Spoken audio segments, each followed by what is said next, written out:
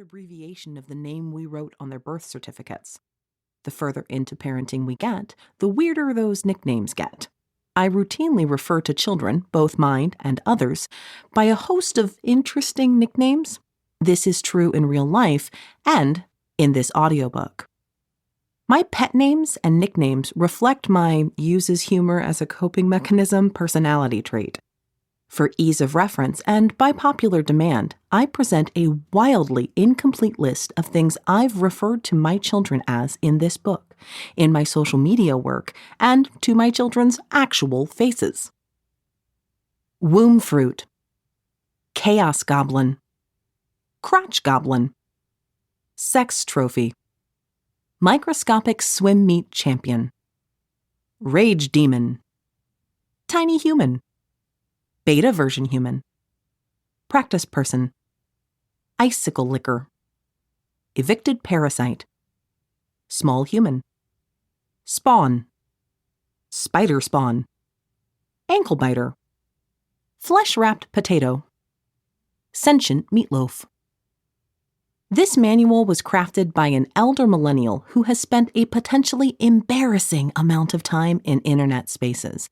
As a result, some of the language and vernacular is very internet-y. Like that word, real people do not use words like internet-y except elder millennials who have spent too much time on said internet. Terms like unalive, to die, kill, or be dead, or fifis, feelings, using person as a verb, and other chaotic abuses of the general structure and grammar of the English language will occur throughout. If you're ever in doubt about the use of a word, roll with it. You can hit up the internet if you're really, really brave, ask your nearest millennial friend, or just use context clues.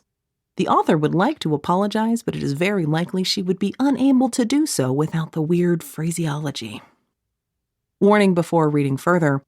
If brown is your favorite color in the world, there are needlessly lengthy portions of this book wherein the author brutally lambasts the color. She makes it clear she does not like the color and is obviously using this platform to make it known unto the world. The author's distaste for the color brown is her own strongly held and verbosely expressed opinion and should not be viewed as anything other than that. It's okay if you like brown. Yes, it should be noted that this is a field guide to parenting, not color theory, and it is not readily apparent how the color brown plays into parenting philosophy. At no point will that be made clear, so just be prepared to live with that. Additional notes. The author does think she's funny. As a result, she tries entirely too hard sometimes, as evidenced by this entire paragraph.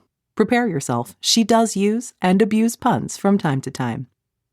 At the end of each chapter appears a too long didn't read summary, labeled as TLDR. This will provide a hopefully partially useful summary of the chapter. Probably.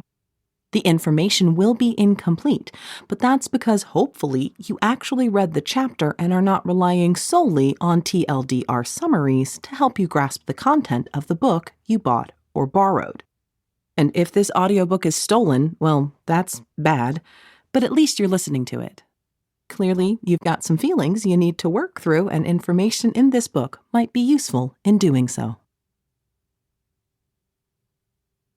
Chapter 1.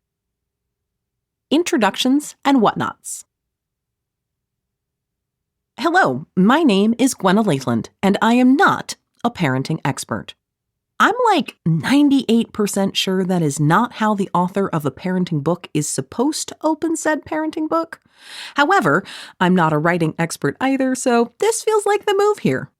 Truthfully, I have chosen to open a book on parenting by clearly stating that I'm not a parenting expert because I need to set the tone for what you're about to listen to.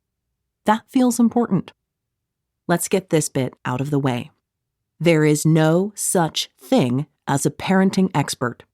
No one knows better how to raise a kid than anyone else. There are some people with good ideas. I'd like to hope I'm one of those good idea folks. Some of those ideas will work for some, but fail miserably for you.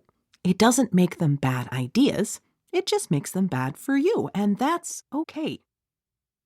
I do believe there are experts